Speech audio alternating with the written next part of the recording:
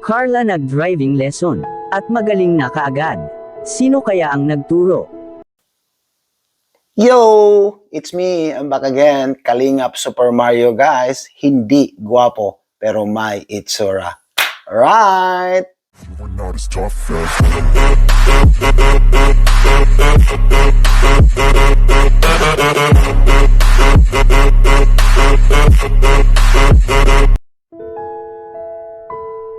Carla driving lesson magaling kaagad. Sino kaya ang nagturo sa kanya? Carla nag-driving lesson, at magaling na kaagad.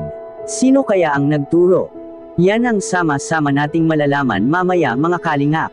Pero bago yun ay pag-usapan muna natin mga kalingap ang patungkol sa tambalan ngayon ng jump car.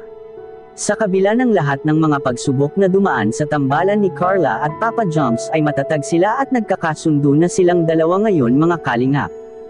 Dahil sa may nagkagusto kay Carla na isang milyonaryo ay nayanig ang mga taga-suporta ng jump car at baka maagaw si Carla mga kalingap sa isang tao na hindi naman ito bagay kay Carla.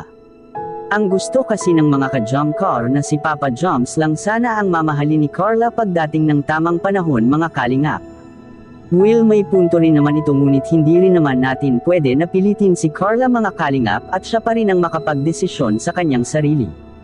Ang mahalaga ay bawat serye ng jump car mga kalingap ay mas marami ang nasisiyahan at nawawala ang kanilang mga kanya-kanyang mga problema sa buhay ng dahil sa serye at love team ng jump car.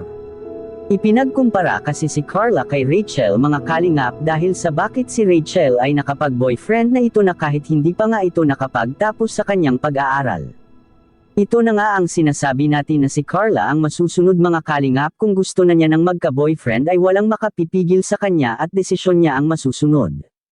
Marahil hindi rin magtatagal ang samahan nila ni Carla at Papa Jumps na magkamabutihan sila mga kalingap dahil kitang-kita naman lahat natin kung gaano silang dalawa ka-close sa harap at likod ng kamera.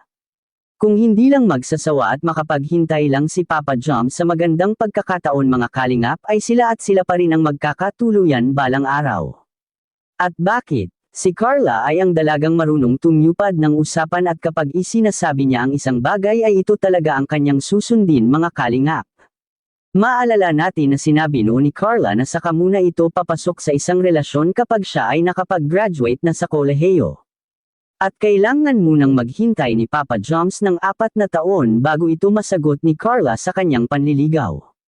Ngunit hindi pa rin maiwasan na magduda ang mga fans ng jump car mga kalingap at nang dahil na rin ito sa kanilang ipinapakitang dalawa na kalambungan nila sa isa't isa ay ang mga pinaggagawa nila ay hindi ito ang gawain ng magkakaibigan lang kundi gawain ito ng may isang relasyon, marahil hindi lang nila inaamin ang totoo at sila lang dalawa ang nakakaalam mga kalingap.